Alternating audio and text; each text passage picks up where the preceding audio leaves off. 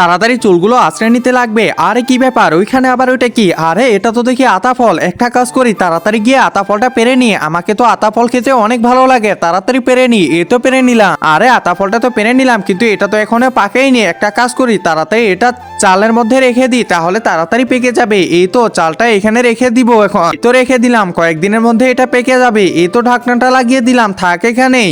আমি এখন চুলটা আঁচড়াতে শুরু করে দিই। আমার চুলগুলো যে এমন হয়েছে কেন কিছুই বুঝি না। আরে কি ব্যাপার, রাজু আবার কি নিয়ে যাইতেছে? এই রাজু, তুই আমার আতাফল নিয়ে যাইতেছিস? দাঁড়া দাঁড়া, তোর এত বড় সাহস, তুই আমার আতাফল নিয়ে যাইতেছিস? বেয়াদব কথাকার, যা এখান থেকে যা। আরে আমি আবার কখন আতাফল নিলাম কিছু তো বুঝতে পারতেছি না। একজন মা কতটা আপন হয়ে থাকে, যার মানেই তাকে জিজ্ঞাসা করে দেখো। তো দেখা যাক বন্ধুরা, এই মায়ের জন্য কে ভিডিওটিতে লাইক এন্ড সাবস্ক্রাইব করে। আর যারা মাকে ভালোবাসো না, তারা ভিডিওটি থেকে দূরে থাকো। তাড়াতাড়ি আতাফলটা রেখে দিই এখানে। এই তো রেখে দিব। আরে কি ব্যাপার, আতাফল তো আমার এখানেই আছে। ও আচ্ছা, বুঝতে পারছি, ওটা তাহলে রাজুরই ছিল। আরে রাজু, কোথায় যাচ্ছিস? আরে কি হলো আবার? এই জেনে তোর আতাফল? না না থাক, এটা আপনি রাখেন।